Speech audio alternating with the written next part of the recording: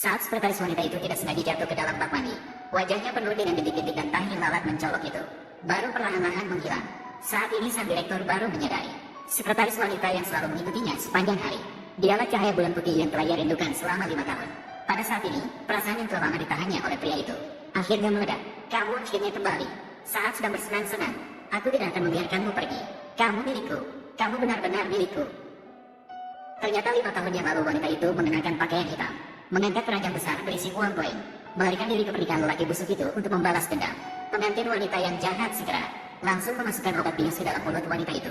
Saat wanita hampir ditangkap kembali oleh sekelompok pria, saat bersenang-senang, seorang pria tiba-tiba muncul dengan penuh keberanian.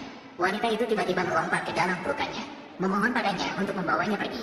Sang direktur tidak ragu sedikit pun, langsung memeluk wanita itu. Namun ketika dia membawa wanita itu ke hotel, wanita yang efek obatnya mulai bekerja, malah menarik tangan pria itu agar tidak pergi. Masalah yang dia timbulkan sendiri, dia akan menyelesaikannya sendiri. Aku bukan temanmu. Meskipun pria itu bersikap tegas, namun ketika mendengar wanita itu dengan jelas memanggil namanya di telinganya, api membuat dirinya seketika. Mereka tidak bisa menahan diri dan terlibat hubungan. Keesokan harinya, wanita bangun dengan tubuhnya terasa sakit. Maka ketika dia diam-diam pergi, kemudian sang direktur melihat wanita itu.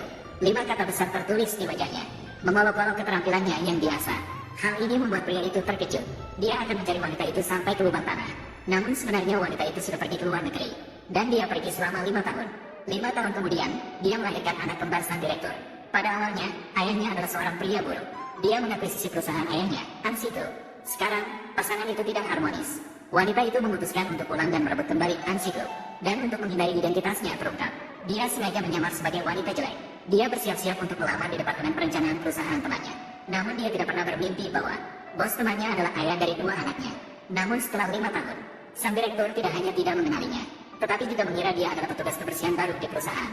Wanita yang kesal mengolok-olok sang direktur yang hanya melihat dari penampilan, dan dengan percaya diri memperkenalkan keahliannya sebagai kepala departemen perencanaan.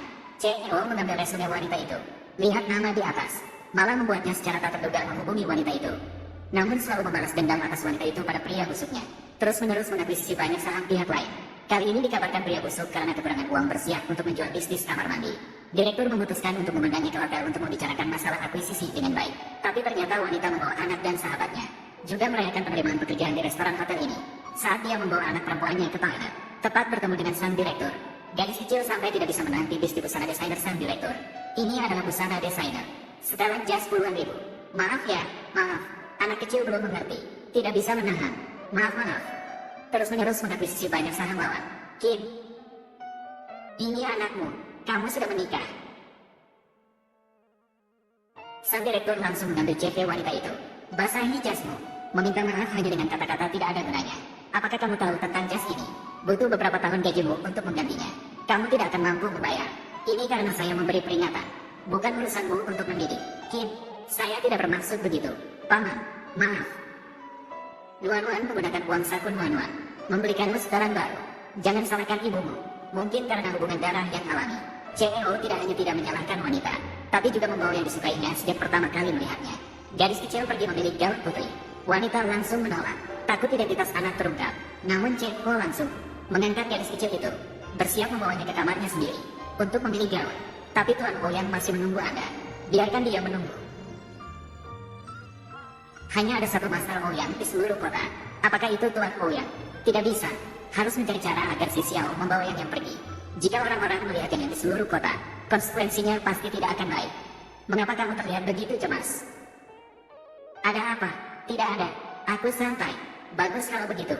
King Beijing sudah menikah dan sudah memiliki anak. Kalau tidak, bagaimana bisa ada begitu banyak gaun putri?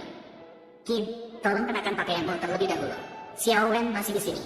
Jangan begitu. Tidak tahu malu. Saya dengan niat baik tidak membuatmu mengganti jas saya, bahkan membawa putrimu ke atas untuk berganti pakaian. Kamu bilang saya tidak tahu malu. Apa arti tidak tahu malu? Itu berarti jangan melihat. Saya akan membawa putri saya pulang dulu. Siapa yang mengizinkanmu pergi? Saya tidak pergi. Tinggal di sini untuk apa? Kim, bos, buku perencanaan saya. Besok masih akan saya berikan padamu. Mama, ada komputer di sini. Kamu bisa menulis di sini. Han, putri, jangan bicara. Ya, putrimu sudah bilang. Maka tulislah di sini. Biarkan saya melihat orang yang kamu sukai. Apakah ada yang bagus dilihat? Pada akhirnya, apa yang kamu bisa? Lalu bagaimana dengan putri saya? Saya harus membuat ruang tertidur dulu. Mama, Di bawah gedung masih ada Tante Si Xiao. Tolong beritahu Tante Si Xiao untuk menjemput saya di lantai atas. Bukankah itu baik-baik saja? Mengapa kamu melenceng dari topik? Si Xiao berada di lantai bawah. Halo, Sekretaris Lin. Jangan pukul. Detak jantungku berdebar saat bertemu denganmu. Biarkan aku pergi. Halo, Sekretaris Lin. Tunggu di depan lift lantai 1 Hotel Notian. Jemput Putri Anyanan sebentar. Nuan, ibu dan adik tidak akan terlibat masalah kan? Yang, mengapa kamu mengikuti? Kakak, cepatlah. Kita memiliki ayah sekarang. Aku minta kamu menulis proposal. Kamu menulis terlalu lambat.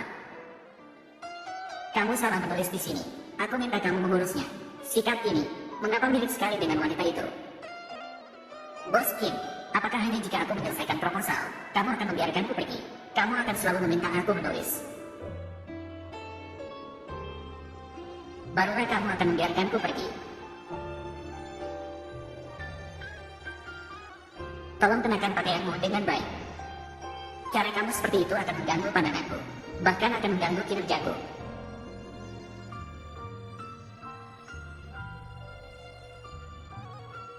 Mengapa ada perasaan yang salah? Ini Yihan, itu Anro. Saya benar-benar gila. Mama. Ini sudah kacau. Itu suara Yang. Jika Jiang Meichen melihat Yang, bahkan jika kita mencuci di Sungai Kuning, tidak akan pernah bersih.